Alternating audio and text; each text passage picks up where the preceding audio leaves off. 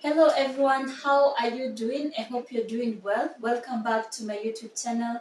This is Voice It Out Broadcast Network where we inspire change by helping you bloom beyond boundaries. And my name is Wangere Njiri. Thank you so much for passing by. Thank you so much for being here with us today. And if you've not subscribed, please subscribe, like, comment, and share. Before we can continue so much, let me welcome Madam here so that she can introduce herself. Today I've been honored to have such an amazing guest here with us. Thank you very much, Njeri. Yes. I appreciate for this opportunity that you've given me so that we can be able to talk to the viewers out there about issues that will be able to help them. Yeah. My name is Joyce Ngoi Macharia. I'm Director, Office of Career Services in Chuka University. I'm a psychological counselor. I'm also a career counselor. And I also have a YouTube channel, Touch of Grace KE, where we talk about careers and issues that affect psychological issues that can be able to help you to become more productive. So thank you, Jerry, for this opportunity. Yes, thank you also for your time. Yes. Now we just get into our video. Yes. Today I want us to talk about the expectations that young people have when approaching employers out there. Okay. And you see, every year the universities in our country, they produce above more than 15,000 young people into the job market, and they all have expectations. Yes. Now, maybe we can start by telling us what is the comparison between the expectations that you had at your time and the expectations that the young people are having right now. Okay. As they are approaching the job market. Okay. First of all, yes, it is true that universities are graduating thousands and thousands of students that go out there and they expect to be employed. And yes, they have expectation. Actually, they believe that immediately they complete studies and they go out there, they have their certificate, they should be able to find a job. That is their expectation. They should easily be able to find a job. They should be able to find a job in the area of study, whatever they studied. They should be able to find a job there. They also believe they should be able to find jobs in big companies with names. They also want to find white collar jobs, white collar jobs. So when they go out there, they have big expectations. That is very true. Very, very big expectations. Now, the expectations that the graduates have now and the expectations that graduates used to have before, they are very different. The reason being, before there were employments was there. That is the graduates could easily find employments. Actually, Jerry, if I can tell you, when I was leaving campus, I stayed for about 4 months before I got a government employment. But the people that were before me and before me and before me, they used to leave the university when they have a letter of posting. So for them, their expectations, they didn't have much to even worry about or to have anxiety about or to, haggle about. Why? Because already they knew they would be absorbed. Yeah. So they are completing universities like teachers used to complete universities when they know which school they are going to.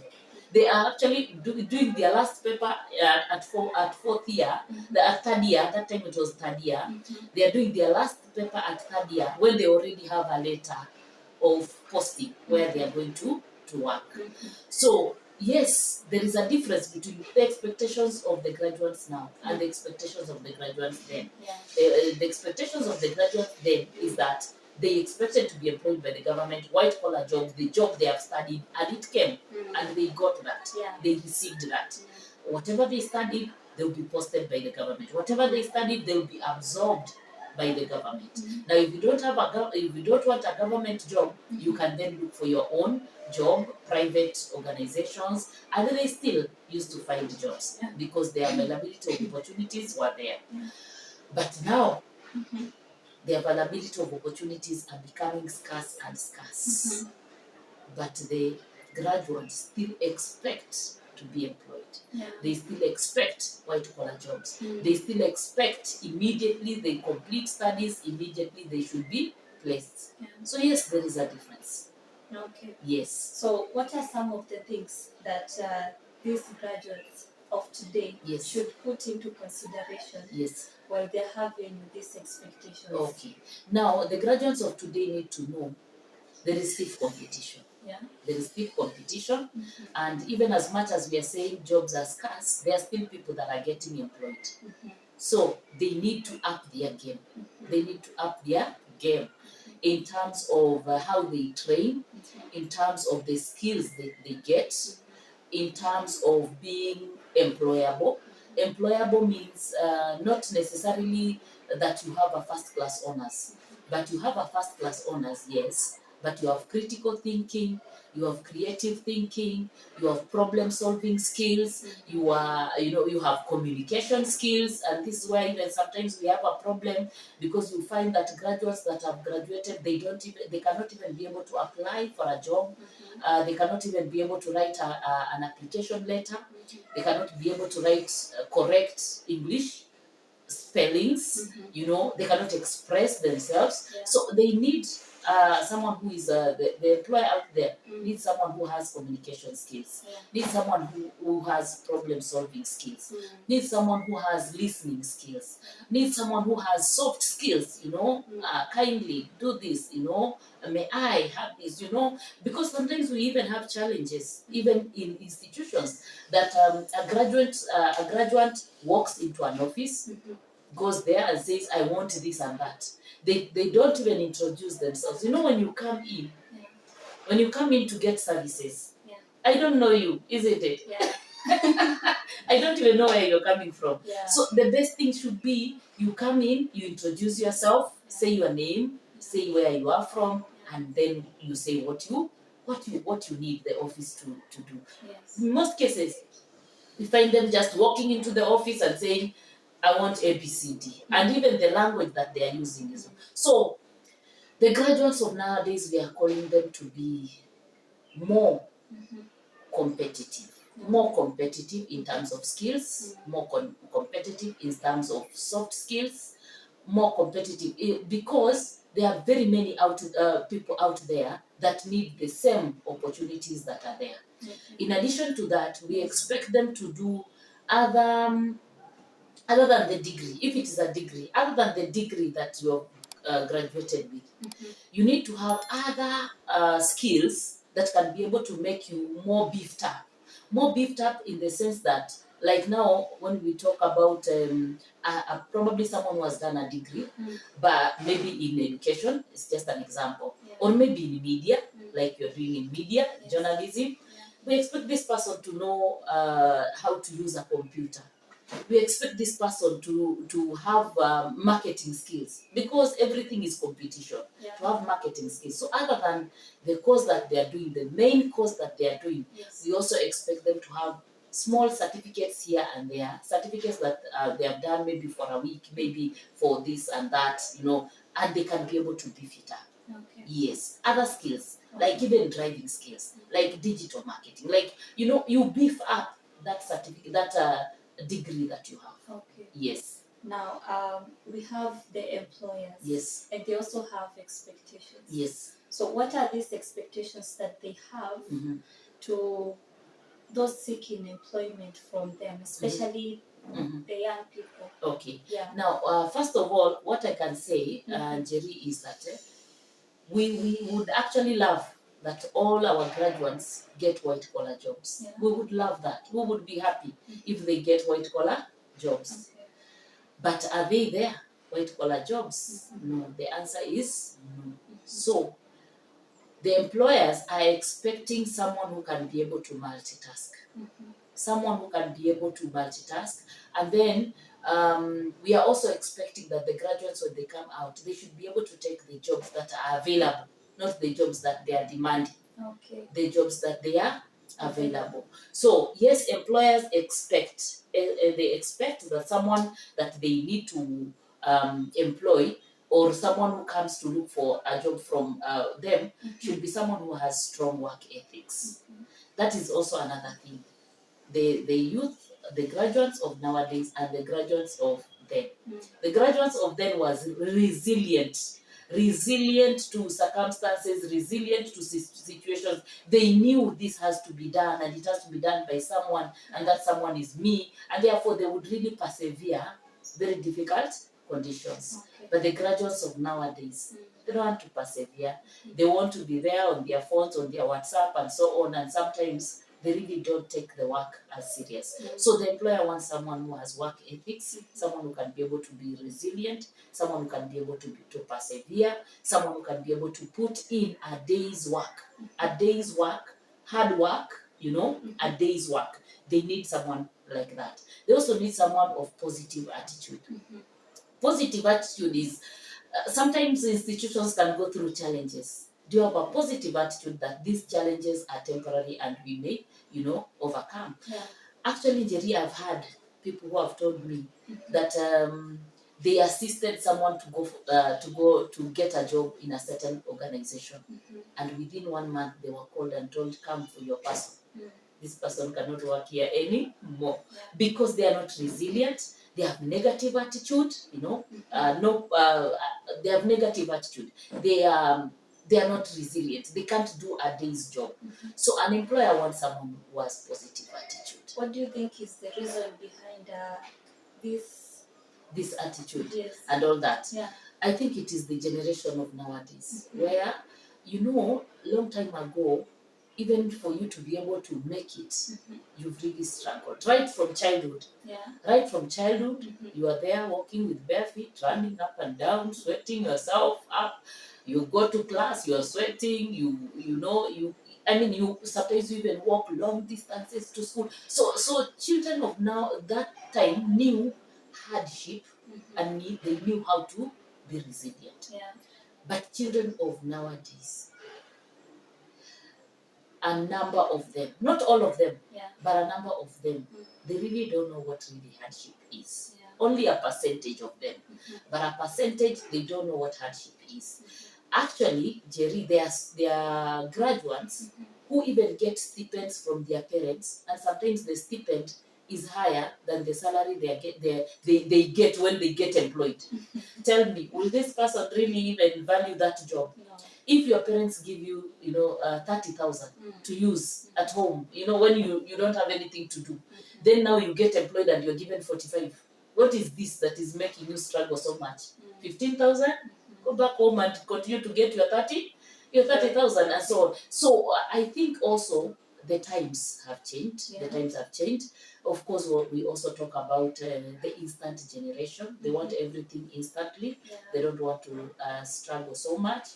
They want everything. They want it now, and they don't want to wait and so on. So some of those things zinaweza kuwa zimechangia. Yeah. Some of that are kind of an attitude. The employer also wants someone who is confident, self-confident, self-confident. But we are having a number of people that are not confident. They may be trained, yes, but they are not confident.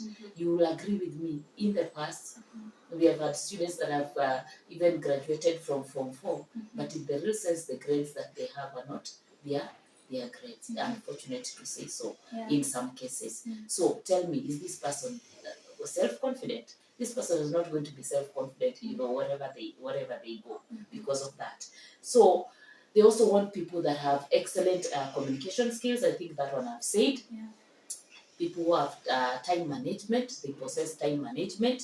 People who have problem-solving skills, I've talked about that. Commitment towards the organization is also another thing. Interpersonal skills. Interpersonal skills is being able to work with other people without, having a lot of wrangles and conflicts and so on. Yes. So the employer also needs people that have interpersonal skills. Okay. Yes. Now, you've mentioned about skills. Yes. But our institutions, unfortunately, yes, they don't offer the skills, or they don't give the practical skills as much as they are required. And for the employer, they expect that this person who is coming to seek employment already knows what is supposed to be done, has Okay. the practical skills. Mm. What would you advise, Mhm. or what would you say Mhm. should be done Mhm. so that there can be some agreement or a mutual understanding Mm. between the employer and the one who is seeking employment? Okay. Yes. Yes, of course, I know there are some institutions where it is just theory and very little practice, but that is for the content of that particular area of study. But when we talk about soft skills may not be things that are really taught in class. Here is the syllabus, now let us cover soft skills. We may not have it in that way. Why? Because soft skills, you grow with them. From the time you are a child, you grow with soft skills. From your parents, the first educators are actually your parents. They start socializing you. They start telling you people don't do this, people do this, you're not supposed to do this, you're supposed to do this. You say please, you say kindly, you knock the door before you enter, you flush the toilet if you go to the toilet. There are some soft skills that really don't need a syllabus where you cover. Now, I also normally say this. If there are things that someone has not been taught by parents, things like being positive attitude, things like being self-confidence, things like being having strong work ethics. Strong work ethics is just being like the doctors. There are things that they're supposed to do as doctors, and they even learn it. They're supposed to take care of the patients and be the best. Things like time management and all that. There are things, if you have not been taught at home, you learn when you are together socializing in school, in class, and so on. There are things that you are taught by the teacher. There are things that you are taught by the society. You see from this, even if your mother has not taught you, but you have seen from the society that this will happen to them. Again, you learn from there. So the learning of the soft skills and all this is not a syllabus that can be covered in the classroom where now you start covering, because there are things that emerge every now and then. There are things that emerge every now and then that expect you to have critical thinking, that expect you to have creative thinking, that expect you to have problem solving skills. So there is a syllabus that cannot be covered in class. There is a syllabus that is learned. As you grow up, you continue to learn that, because like now problem solving, because we don't know what problems will come tomorrow. So there is no way someone can teach you when this problem comes, because you don't know whether this problem will come. So they need to have the problem solving skills. They need to have positive attitude. Positive attitude is something like there are people that are negative day in day out, wanaamka negative mpaka wanalala negative. They're just negative about everything. They don't find anything that is good that they can be grateful for, and even say, I am grateful for this. And yet there are so many things that we can be grateful for, and when we are grateful, we actually even get better, or our attitude changes when we become grateful. So yes, there could be institutions that are theoretical based, and therefore these students may need skills, and that's why we have internship. The government has introduced internship. So students are supposed to go for internships where they can have hands-on. Students are also supposed to go for practicum when they are still in the university, or when they are still in college. They go for practicum, that is still a hands-on. They go for internship, that is still a hands-on. And even after they complete and they have not found a job, they can volunteer. They can say, I want to volunteer here for a year. When they are volunteering, they are having the skills and they are having hands-on. So it is doable. It is doable. It is doable. Wow.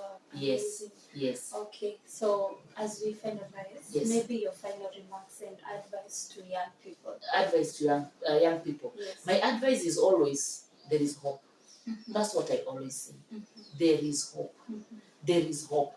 It doesn't matter how the situation looks bleak. It doesn't matter how the situation looks frustrating. There is hope. But hope will not find you at home seated. Hope will find you when you are doing something. So kindly, young people, look around. What is it that you can be able to do? If it is volunteering, volunteer. But look, find, search. Don't sit at home and say that you need help when you are seated at home. Mm. Check the newspapers. Do job search. Even in the internet and all that. Do job search. Then look around and see what is it that you can be able to do yourself, even using your hands, even as you are waiting for that employment that you are waiting. And lastly, do not look down upon humble beginnings. If you get a job and they're giving you 15,000, kindly take. And as time goes on, you'll be able to find a better job. Wow. Yes. Thank you so much. Thank you too. So much for your time. Thank you too. Yes, and Yes. I appreciate the advice and Yes. the knowledge that Yes. you've shared. Yes. I hope you've learned something that you need to have more than just the degree. You have to have the skills, and some skills are things that you can learn as life goes on through life experiences, and so on and so on, and that you should not give up. Don't look down. Don't look down on humble beginnings. Believe in yourself. There's hope. There's so much that I've learned today, and I also hope that you've learned something. So, Madam Joyce, Yes. thank you so much Thank for your you too. time. Yes. And that is it. We are going to end it here. Thank you so much for watching. Thank you so much for being with us. Please subscribe, like, comment, and share. Tell your friend to tell your friend to tell your friend. My name is Wangere Njeri. Let's meet again next time on our next video. Bye bye.